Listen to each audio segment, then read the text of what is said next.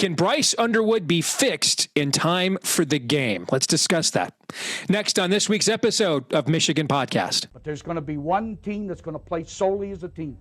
No man is more important than the team. No coach is more important than the team. The team, the team, the team. Looks deep for Anthony Clark. Waits for it. Hit. Caught. Hey, they said you can't be Ohio State. Now what? Brady gets terrific. Throws it, and a touchdown, Knight again. Schultz just before Brazil got him, and a leaping interception by Woodson. Harbaugh back to throw over the middle. Caught by Collier at the 5 on his feet. Touchdown, Michigan. On its way. It's good. He's 5'7", 179 pounds, a junior at Michigan. But Jamie Morris packs a wall of him, and he delivers for Bo Schembechler. And here's your first play. Pressure coming. Sack. It is Glenn Steele, number 81, who fought his way through the traffic. Option. And Robinson calls his own number, and he's going to score. Oh, an easy touchdown for Robinson and Michigan.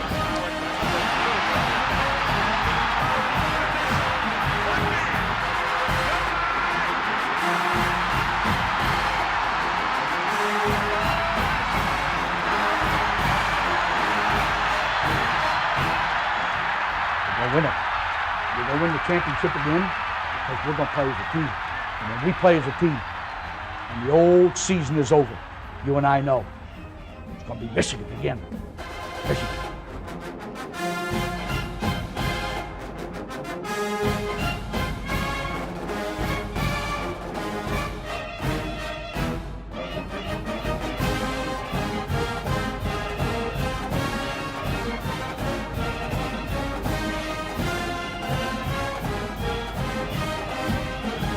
Go Blue, I'm Steve Deace. Welcome to this week's episode of Michigan Podcast. So we are in, as Sherrone Moore likes to say, the third quarter of the season. And the next 2 weeks have two goals. One, win the game. To quote the great prophet Herm Edwards, you play to win the game. But you also have a second goal. We got to fix Bryce Underwood. Because I think it's pretty apparent right now he's a little bit broken. And I know I said on here, a couple of weeks ago against Michigan State, don't panic. It's a rivalry game. But like I said on here last week, then we saw the same thing against Purdue, not a rivalry game. And it was the same MO. The game plan was to put the game more in Bryce's hands. The game plan was to sling the ball around the field. I think the fan tropes are wrong, which is usually the case. Not always, but usually. I mean, they're trying. They want to be throwing the ball more around the yard. They are trying to do this. He just can't execute it right now. And there's a myriad of issues. How well is he seeing the field? Is he seeing ghosts? How much are his eyes on the rush and not down the field? You'll get a great breakdown of that stuff from Devin Gardner and Jake Butt's outstanding podcast. And frankly, after I listened to that myself, I kind of thought, well, two things. One, we need Bryce to mature emotionally a lot during the bye. And we need one of the best weeks of quarterback development during the bye in the history of the Michigan program. Because he's in control of what the next 3 weeks look like. He's in control of whether we're sitting around waiting for a playoff spot or if we're wondering what meaningless bowl game we're going to be playing in again this year. I mean, this really is on him. He single-handedly is the ceiling of this team. In fact, let me demonstrate a couple of things to you with some data. All right, here's fact number one. Total games that Michigan had more than 400 yards of total offense in 2024, just one in 13 games. Already in 9 games this season, Michigan already has 4. It would be 5, except they took a bunch of knees at the end against Purdue, and I think ended up with like 398 instead. All right, so what you're seeing there, systemic improvement of the offense. It's still not great, but it's competent. At times, it's even good. All right, so the offense has taken a step forward, especially when you consider that our best running back right now, our 2 best running backs all season, didn't carry the ball once during the regular season last year. Neither Justice Haynes wasn't here, and Jordan Marshall was hurt most of last year until the bowl game. Secondly, we have been starting at least 3 new players in the offensive line for every game this year. Now, the names are different. Sometimes the names are Nathan Afobe, and sometimes the names are Blake Frazier, and sometimes, the names change, Jake Quinera. The names have been different, but we have been starting 3 new players in the offensive line all year. So the top 2 running backs, not here last year. Top 2 receivers, Andrew Marsh, Donovan McCulley, not here last year. 3 new starters in the offensive line, and yet you are seeing systemic improvement on the offense. Here's what you're not seeing. Systemic improvement at the quarterback position. I mean, it looks prettier, but when you boil down the stats, take a look at this. All right, through 9 games in 2024. All right, through 9 games in 2024, Michigan had 64% completions, 9 touchdowns, Michigan quarterbacks. So we're talking both Orji and Davis Warren, and Jake Tuttle would be in there as well. 9 total touchdowns, 7 interceptions, 1,199 yards. Bryce Underwood through 9 games this year, 62% completion, so roughly the same. 7 total touchdowns. That should be 3 total interceptions, 1,440 yards. So very, very modest improvement at quarterback. And yet we've made systemic improvements overall on offense. So what that tells you is the floor is higher. But Bryce Underwood's going to determine what the ceiling is here. Now, what could he show us the next 2 weeks that would demonstrate he's taken a step forward and he's ready now for the game, as much as you can get ready without ever having played in it before? Well, I think you have to look at his best game. I think you got to look at the Washington game. That was his best game. That's the best game a Michigan quarterback has played here since J.J. McCarthy. And that would be up there with some of J.J.'s very best games. What did we see in that game? We saw ample use of the tight ends, which, given the way we run the football, there should be a correlation there. All right, that's a case where causation should be about correlation. And then secondly, that he's doing things within the flow of the offense. I would bet that you would see more plays from the pocket against Washington than any other game we played against a meaningful opponent this year, because we can probably win the next 2 games with a good running game, and if Bryce just kind of does stuff on a couple of plays for big plays. But you can't just kind of do stuff against Ohio State. All right, you got to run the offense. So if you look at that Washington game, it's not a coincidence. The most ample use of the tight ends, and also the most success looking through the progressions, running the system, running the offense from within the pocket. So I think that is what we are looking for over the next 2 weeks. It's very difficult. You're no longer, playing high school kids and just getting out of the pocket and running outside and beating them to the spot. Very hard to do that, right? You have to learn how to make plays in the pocket. I think that's what we are looking for the next 2 weeks to see if Bryce is truly ready to take on the game. Folks, the best way to support us here at Michigan Podcast is to do so via our Patreon page, patreon.com/Michigan Podcast. We are posting picks there year round, whether it's Major League Baseball, whether it's college basketball, whether it's the NFL, and of course, college football. Our win total best bets, you would have gotten those, for example, before the market moved. About half the books in the last few days moved on Texas under 10.5 down to 9.5. If you were following us on Patreon when we posted that, you would have gotten that before that number moved, right? So we give you all kinds of great data and picks, PGA major picks as well. We've cashed 8 of the last 11 majors in professional golf. So if you want to support us on our Patreon page, it's just $10 a month there at patreon.com/Michigan Podcast. That's right, just $10 a month. Patreon.com/Michigan Podcast. That's patreon.com/Michigan Podcast. And thank you so very much if you're one of our supporters already.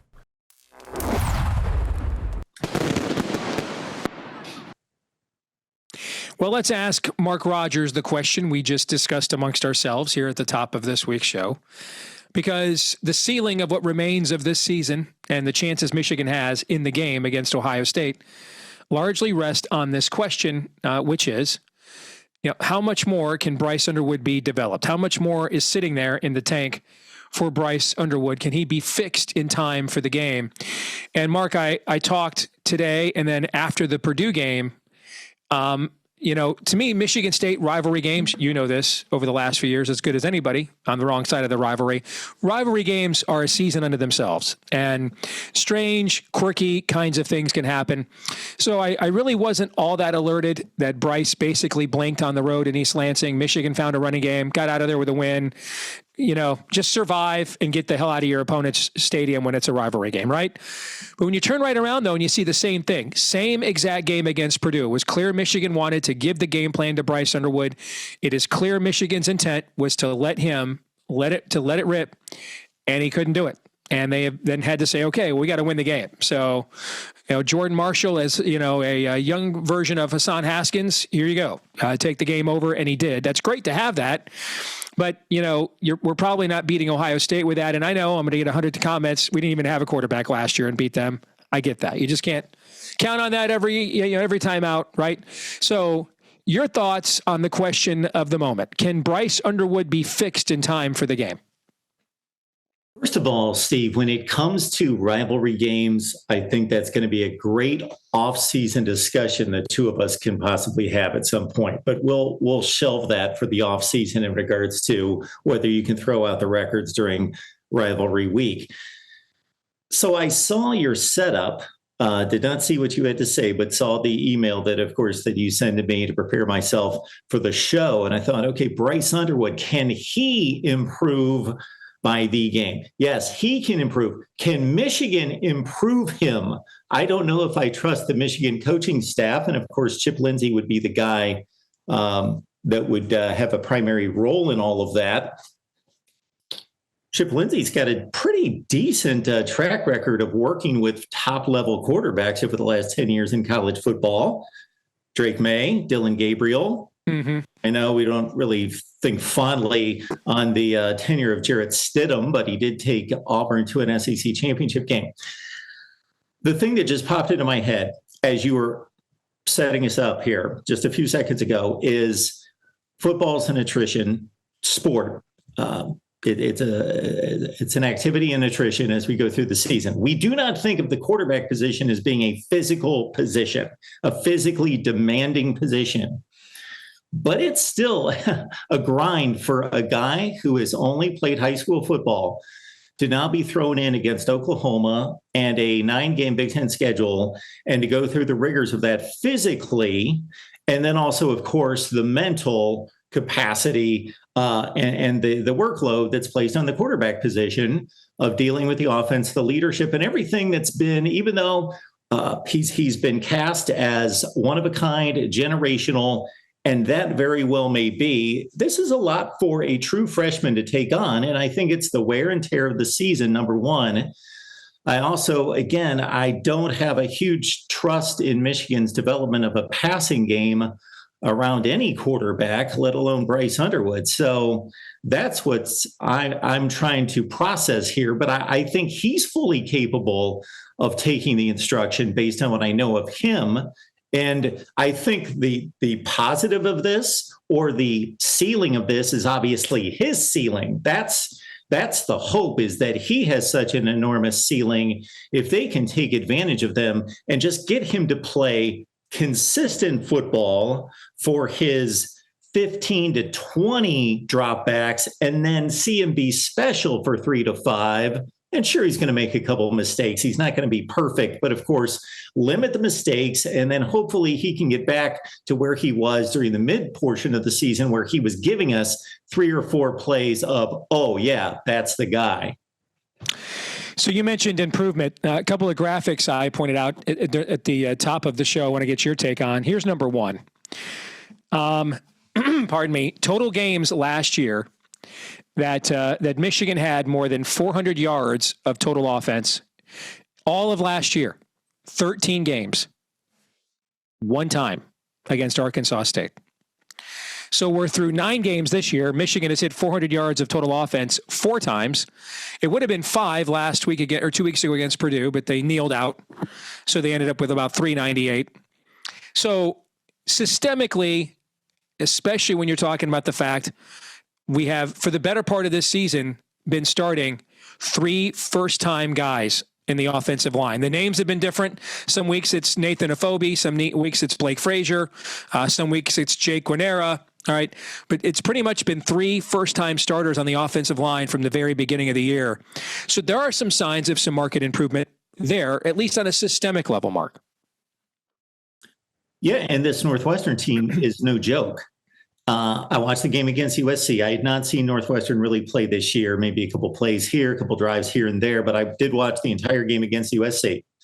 And maybe they'll be giving lessons to their number 95 defensive end to not pretend to be Michael Vick as he's taking a possible pick 6 into the end zone, because that really turned the game around. They had the chance to tie the game, and it turned into a 2-possession game because they turned a touchdown for them into a USC touchdown. But obviously, it is the Northwestern that we know Northwestern to be. They are at a huge disadvantage athletically, but they are an extremely tough, determined football team, and they have some really good players on all 3 levels on the defensive side. So to see Bryce Underwood improve, we've looked at his ceiling, his ability, what he's shown us thus far. Then we've analyzed at least touched upon the coaching aspect of this, but does he have the playmakers? See, USC only won that game against Northwestern, and forget the final score because it was a 1-possession game well into the 4th quarter. They won that game because they were just so much better athletically on the outside that they made Northwestern just look slow in space. But otherwise, it was a very hotly contested game. And I don't know that Michigan can do that in space against Northwestern. Now, I'm not calling for the upset, but I'm just saying that, that they have some work to do, obviously. And I don't know if they've got the tools in the passing game to do it. So I've sat in the same seats at Michigan Stadium for the last 4 seasons. And the teams I've seen Michigan play are Nebraska when they were terrible in 22, Purdue when they were terrible in 23, Minnesota when they were okay in 24, and Purdue when they were terrible in 25. By far, this was the most guys schemed open I've ever seen. By far, this was the most layered and diverse route tree I've ever seen. By far, there were the most plays to be made down the field than I've ever seen. I mean, the sophistication of this passing game in terms of its scheme and concepts is light years ahead of what Michigan was doing the last few years of Harbaugh and the first year of Sherrone. So it really, to me, is that this is also why I think this is why I did these 2 graphics in this order. So let's go to the second graphic here. And if you go to the second one, right? So we just documented overall systemic improvement of the Michigan offense. But let's look just at the quarterback position for a second here, Mark. If you just look at the quarterback position, Michigan quarterbacks through 9 games in 2024, 64% completions, 9 total touchdowns, rushing and passing, 7 interceptions, 1,199 yards. Bryce Underwood through 9 games this year, 62% completions, roughly the same. 7 total touchdowns, should be actually 3 interceptions, 1,440 yards. So if you look at the overall systemic improvement of the offense, and then you look at his numbers compared to the Michigan quarterbacks through 9 games a year ago, essentially his progress is lagging behind the overall progress of the offense when you just look at those 2 numbers back to back, in my view.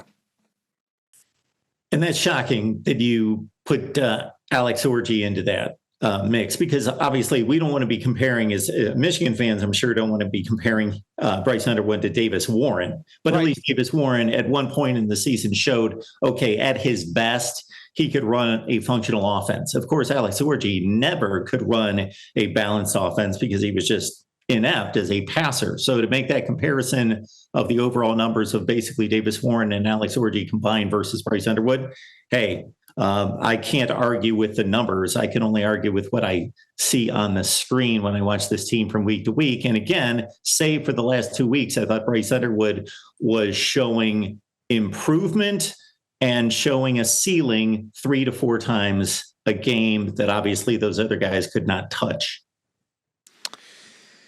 So tell me about what it looks like, you think, if in 3 weeks we decide with you guys we're going to try to turn Jordan Marshall and into Hassan Haskins and try to win that way.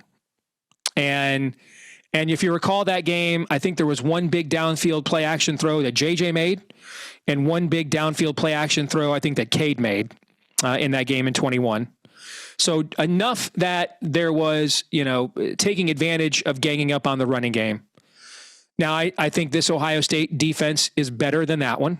I think this Michigan offense is not as good as that one.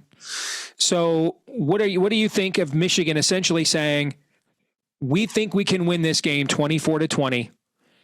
And the reality is if it requires more points to win this game, we can't win it anyway. So like I had Connor Stallions tell me a few days ago that you hate seeing either running back get hurt, but if he was going to pick one running back to ride against Ohio State, it would actually be Jordan Marshall, because he's the more physical running back. He's the more consistent gainer. He's the guy that plays more our style of ball, complementary football, time of possession, grind you down. And Justice Haynes is your classic home run threat, 2 yards, 2 yards, 2 yards, 50 yards, right? Okay. So he's kind of more of a Travion Henderson, type, frankly. They're very similar in that vein. So what are your thoughts on that?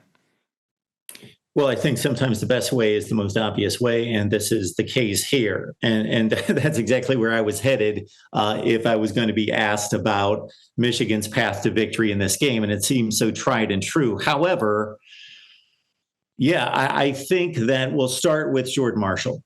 Okay, that seems to be a reasonable assessment of those two guys. You would want to have both of them, meaning Justice Haynes and Jordan Marshall, but you've got Marshall, and even though he's coming into his first full season, he's the more physical back, and obviously he's fresh. He's been little used most of the season, so he should be ready to roll against the Buckeyes in a couple weeks if he stays healthy. That I have never seen Ohio State get pushed around defensively along the front like they did in that game. They rarely got fooled in that game. It wasn't like earlier in that season, 2021, they played a game against Oregon where they gave up. They got gashed just as much as they did against Michigan, but in a much different way. They couldn't contain the edge. They got fooled by misdirection constantly.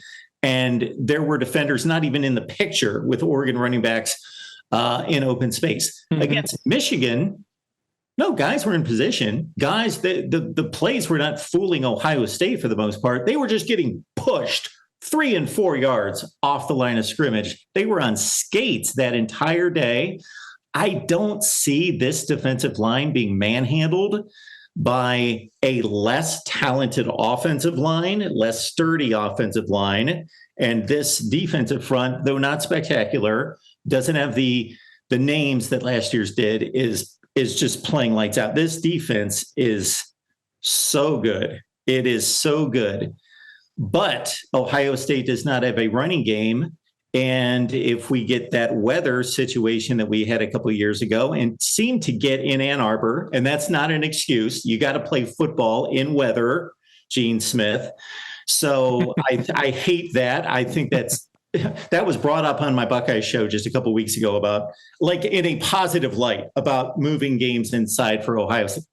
It's just deplorable. You were like, the ghost of Woody Hayes is going to find you and beat you, and you'll thank him for it later. That's what you were like. Yes. And I have no issue with discussing which team you could go back to 1980 and say, well, it favors Michigan because Ohio State's got Arch Leachster. I don't know. There's nothing wrong with having the discussion of who it favors, but to make excuses and want to play indoors, a game that's made to be played outdoors. And as my father once, you should appreciate this, he took me to my first NFL game in 1978 so I could see Fran Tarkington when I was just a little tyke at the Silver Dome and drove through a blizzard. And my dad, growing up in the 30s and 40s, it's like we're playing football in our living room. It's 72 degrees in here. What's going on? So absolutely, Michigan needs one of those days. And as you peel back the years throughout the history of this series, the games in Columbus weather-wise are generally a stark contrast to the games in Ann Arbor. It's usually 55, 60 degrees in Columbus, and it's practically winter most of the games that are played in Michigan. So they, of course, want a good weather day or a bad weather day. And I think that the Ohio State running game continues to prove nothing. They need to be better to, I don't want to say secure a national championship because I don't want to say that they're that much of an odds-on favorite, but I do believe that this is the best team in the country, but they need at least a decent running game to get it done. Final thing, what can Bryce Underwood show you this Saturday at Wrigley that will tell you, all right, that was a step forward after the last couple of weeks? If I can go through each play, drop back of Bryce Underwood and 75 to 80% of the time feel as though he's making the right decision, the right choice, and placing the football, throwing it on time and placing it in a catchable area 75 to 80% of the time, then I'll feel good about his progress. Again, the Northwestern defense is no joke, but there are plays to be made just because Michigan is athletically better. And you do make a good play toward the wide receiver portion of this. And what you viewed a couple of weeks ago against Purdue in person, that with Andrew Marsh, and I don't know what's been going on with Donovan McCulley exactly, because I saw good things out of him earlier this season, his ability to make high-end plays, that maybe they do have something there if they can harness it and get their young quarterback to throw the ball in the vicinity of the receivers. In other words, you want to see him execute an offense, not just like random acts of stuff. I do think that he needs to be part of the running game, most likely against Ohio State. And 100% he's going to have to be. Yeah. Agreed. Yeah. And which is probably why they're very hesitant to use him a ton in these, in a lot of the games leading up to that. So, yeah, I agree. All right, good stuff, Mark, as always, man. Thank you, brother. Good to see you. God bless. Appreciate it, Steve. Thanks. You bet. This week's X Bowl results, we asked you, did you find you needed a bye from Michigan football too? 73% of you said yes, frustrating watch. 27% of you said no, missed it. Yeah, I was a yes on that. I needed a break. I'm fired up to see it again. Going to be at Wrigley on Saturday, so looking forward to that. Never been there before, so kind of make the trek to the Shrine and then also to see my beloved maize and blue. But yeah, I needed a break to appreciate it again. I mean, this can be a lot of the Sherrone Moore era, frankly, has been a lot of frustrating watches thus far. And that brings us to our feedback of the week. Travis Brahman wants to know, would I be in favor of Michigan leaving the Big Ten over this private equity deal? And my answer is unequivocally yes. I mean, if you see Bud Elliott from 24/7 Sports say there, if you're threatening Michigan and USC with having their rights not tied to a bunch of schools who don't draw any ratings, that might not be the threat that you think it is. That's the Big Ten is saying that. We're going to do this without you. Okay. I mean, if we're not a league now, if we're just an investment portfolio now, okay. Well, why would you take your stake, your commodity, your IP, and link it to less things that will drag its overall value down into perpetuity? In any trading market, who would do that? No one would do that. So why should Michigan do that here? And to me, you just got flush with cash with a massive TV deal. And you need private equity already? That's like taking out a charge card to pay down a charge card. No, I mean, this is venture socialism. This is the stuff of the European Union. Britain and Germany just pay for the rest of the entire continent. So the rest of the league is Greece. Michigan, USC, Penn State, Ohio State, Oregon just pay for everybody else. Hell to the no on that. Hell to the no on that. Fine, adding our value to enhance the overall league, subsidizing it is an entirely different thing. In one case, all right, you're still a meritocracy, but you're doing things responsibly as a rising tide that lifts all boats. In this case, you're being asked to co-sign a loan that the rest of the parties can't pay off, but they need you to co-sign it because you alone can. But you don't need the loan yourself. No, we're not doing that. So if it's link yourself to inferior portfolios, values, commodities, stakes into perpetuity or go independent, I'd go independent 100 times out of 100. That's what I would do. All right, that'll do it for this week's episode of Michigan Podcast. Don't forget to like, rate, subscribe, share, follow, 5-star review, comment, whether you're right here on YouTube or on iTunes or elsewhere. We appreciate each and every one of those. Thank you very much. Also, don't forget to join us in between episodes at Michigan Podcast on X as well. Until the next time, I'm Steve Deace. Go Blue.